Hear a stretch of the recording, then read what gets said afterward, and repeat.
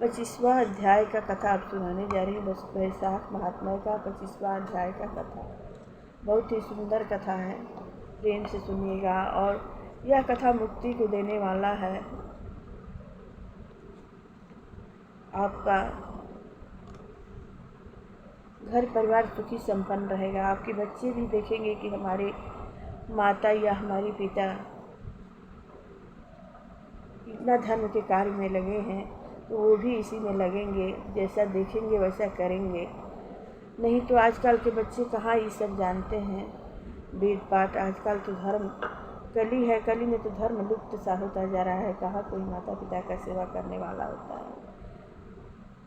बहुत कम लोग दिखाई देते हैं जो कि माता पिता की सेवा करते हैं।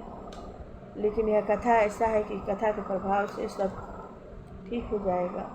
आपके घर में सुख शांति बनी रहेगी।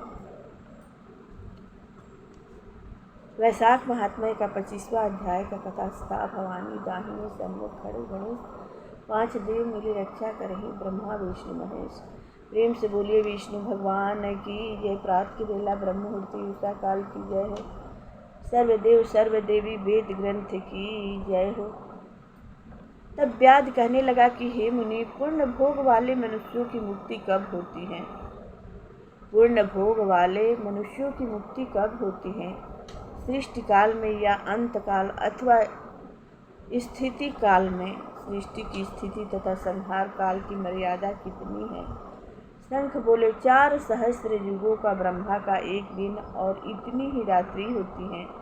इस तरह मिलाकर ब्रह्मा का एक अहोरात्र होता है। 15 अहोरात्र का एक पक्ष और 2 पक्षों का एक मास होता है। 2 मास की एक ऋतु, 3 ऋतुओं का एक अयन और 2 अयन का एक वर्ष होता है। इसी प्रकार ब्रह्मा जी के 100 वर्षों का एक ब्रह्मकल्प होता है। इसी को वेद के जानने वाले प्रलय का समय कहते हैं। प्रलय 3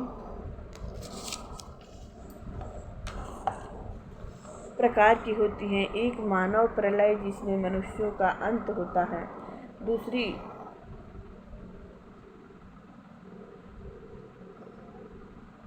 दैनंदिन प्रलय, ब्रह्मा जी के मुहूर्त में एक मनु की प्रलय होती है। इसी प्रकार जब 14 मनु हो जाते हैं तब एक दैनिक प्रलय होती है।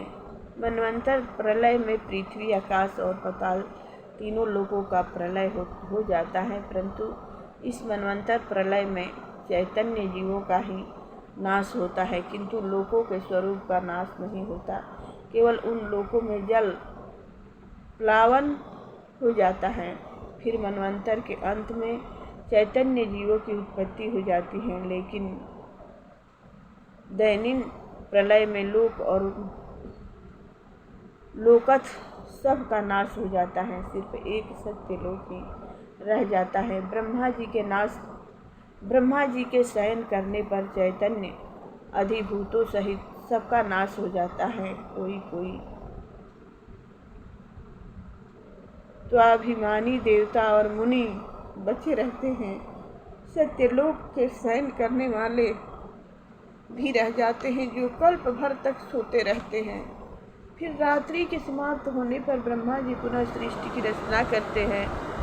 शंख कहने लगे कि व्याध, अब मैं तेरे सामने सृष्टि काल और मुक्ति काल का वर्णन करता हूँ। भगवान का एक निमेष आँख झपकना ब्रह्मा जी के एक कल्प के बराबर होता है। उतना ही समय पलक का खुलना निमेष के अंत में अपने उच्छिष्ट लोगों को, सब जीव समूहों को अपने उदर में रखता है। उनमें से कितने ही सृजन योग्य, कितने ही मुक्ति और कितने ही ऐसे होते हैं जिनका लिंग देह छूट गया है।